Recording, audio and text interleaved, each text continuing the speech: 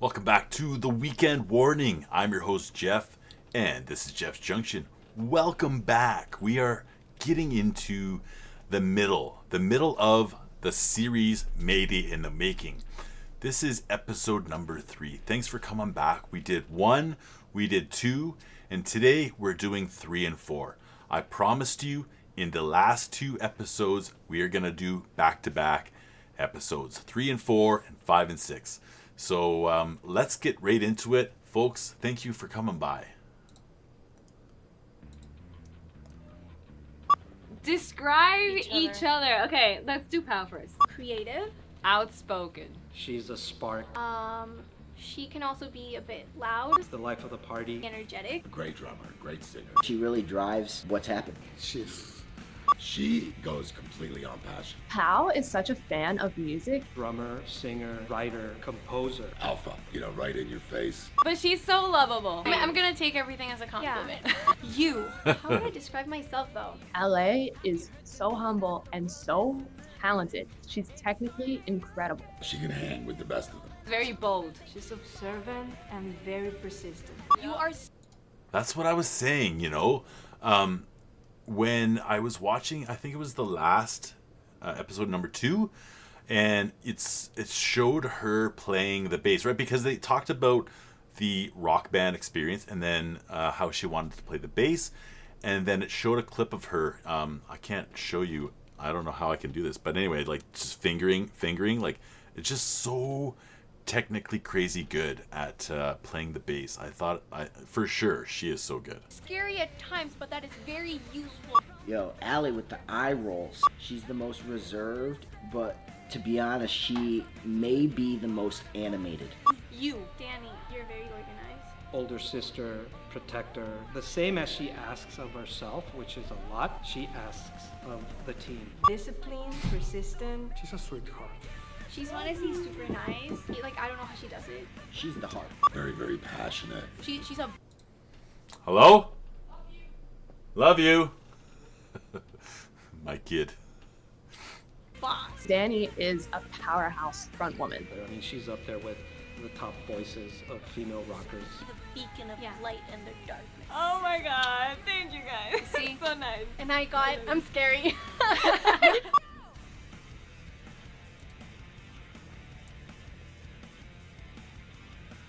Jumping from covers to writing our own music I think it came very naturally. Pal has been right.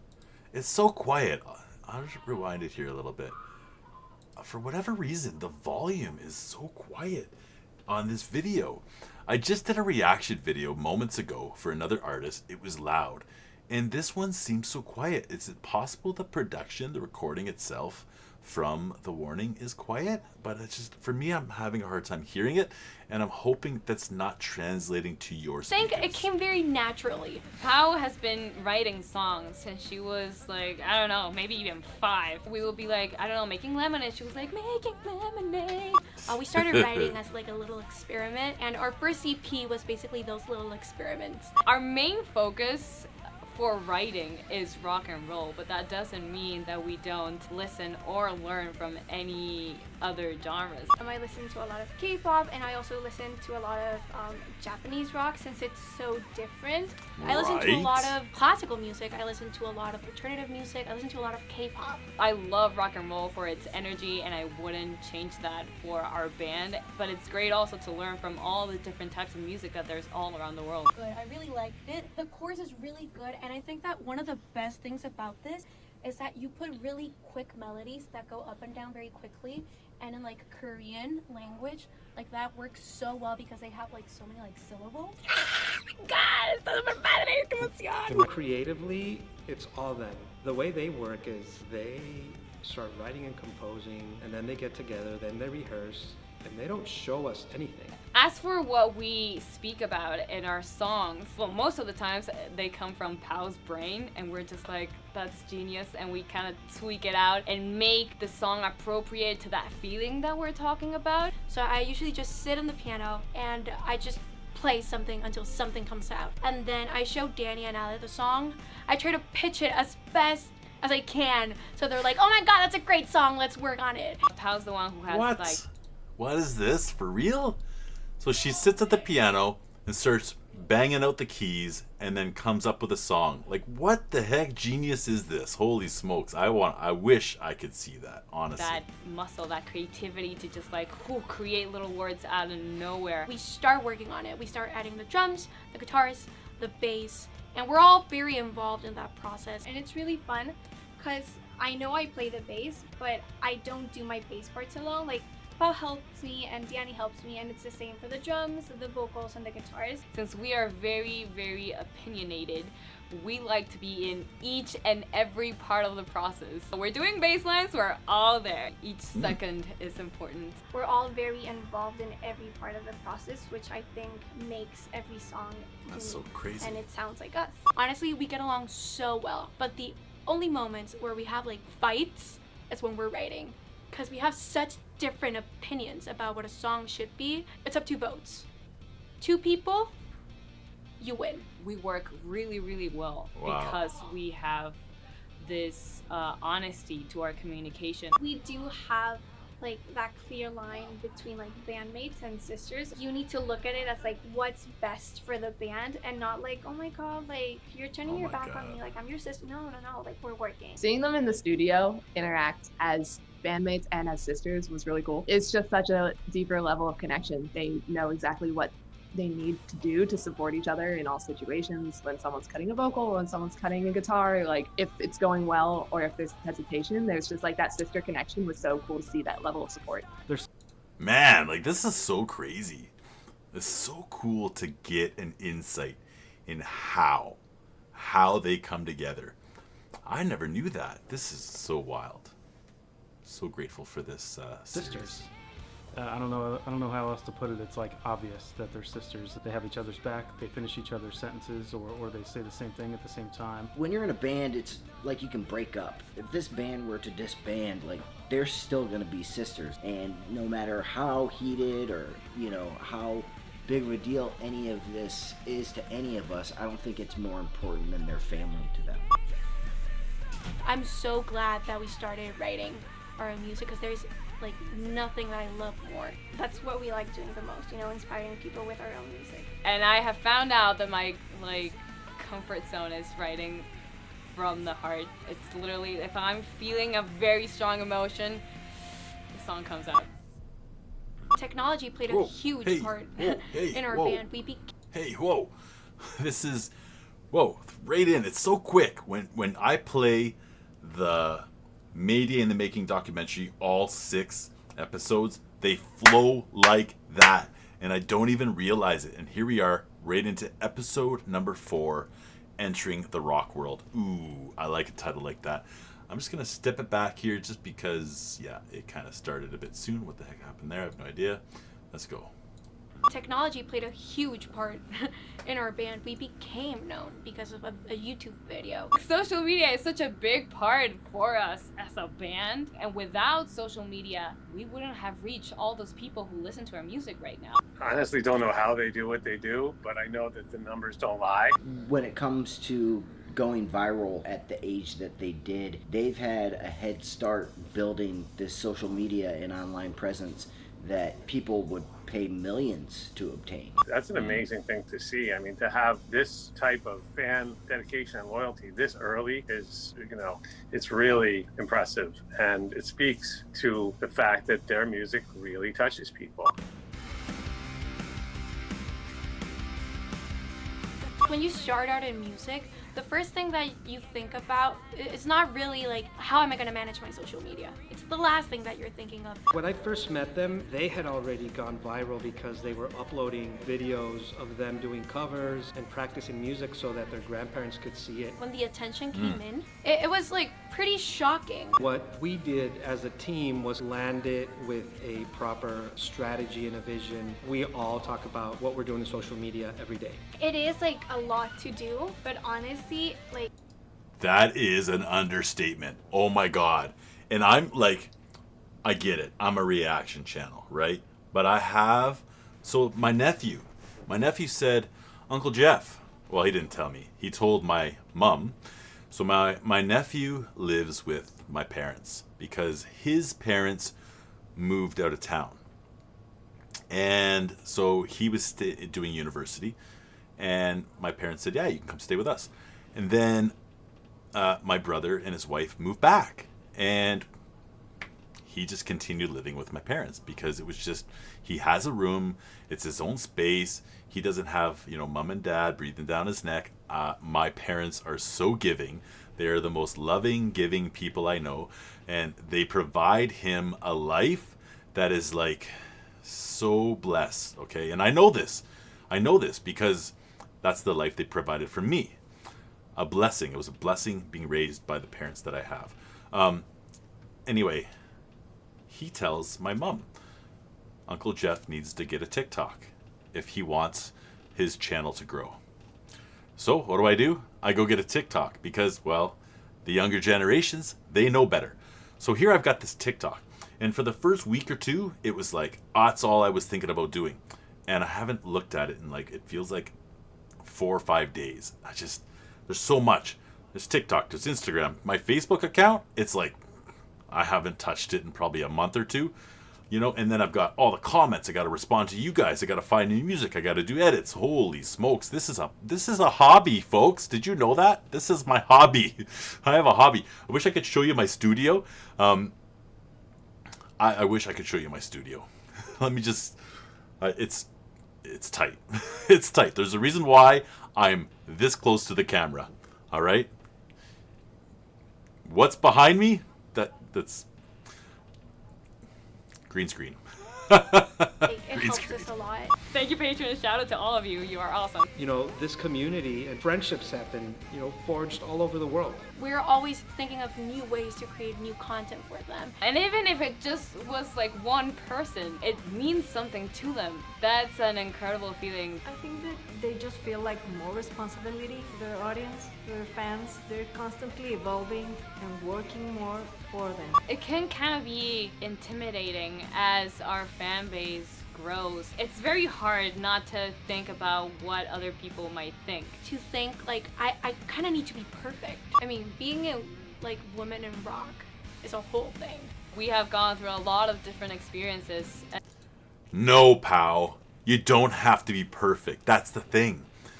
We could watch a movie. We can watch how actors are in the paparazzi. They feel like they got to be perfect. We don't want you to be perfect. We want to know that you're just like us. When my son came to the door and knocked, I thought to myself, I should hit pause. And I'm like, no, this is real life. I love him. He's my son. He wants to say hi to me. He knows I'm recording. He knows that. He wants to stay connected. And so you know what I'm going to do? I'm going to tell him I love him. I'm not pausing this. I don't want the warning. I don't want you girls to pause your life. If I see you as one of me, one of us, I think I'll love you that much more. I hope they know that. Mostly on stage when we would get these looks like, what are these little girls gonna do? Our treatment was sometimes very, very different. The staff would treat you different, the bands would treat you different. I remember going at festivals when I was 11. People would look at us oh, what are they gonna do here? Suddenly we started playing and oh, are they saying they have to be perfect at rock and roll to prove their worth to this big huge fan base? I get it. Yeah. Well, you know what? You guys are rocking, okay? But the intricacies that make you who you are, that's the kind of stuff that we will fall in love with. If we can relate to you, if for a moment I can see you eye to eye, that's the stuff that builds a true fan, a true following. Love versus just infatuation, a connection, a driving connection. I love those driving connections. It's like I was watching a review video this morning, whether I'm going to be an iPhone guy or an Android guy, right? I'm currently one and I'm thinking about switching. And so I watched this very polished video and there was so much detail and I was like, okay. And then I clicked on the next one and it was less polished. And he was crammed up too, up in the camera. And instantly I felt a connection with this guy. Instantly.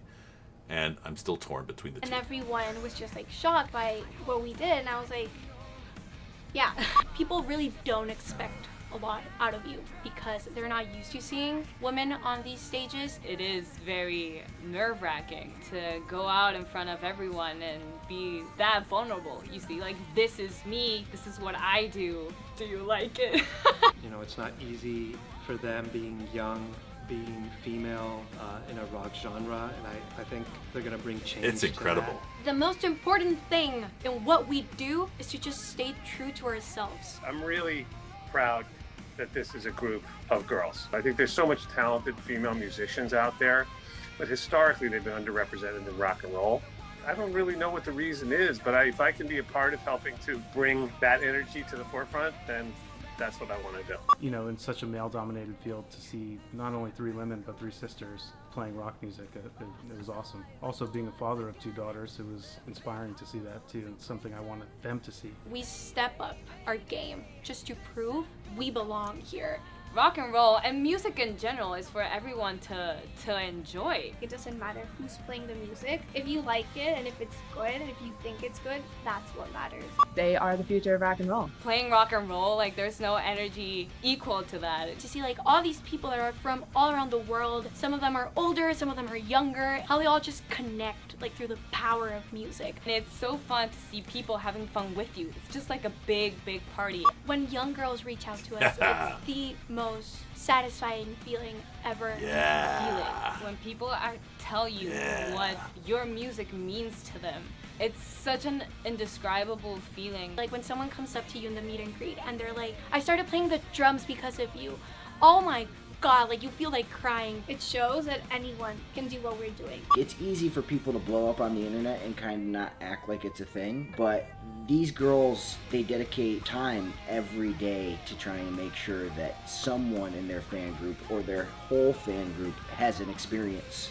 There are so many people that follow us and listen to our music. If I am just able to keep doing what I'm doing right now and keep touching like people's hearts this way, I'm happy. I really love what I do, and I'm very grateful that all of you have given me the chance to prove it and to be it and to share it with you.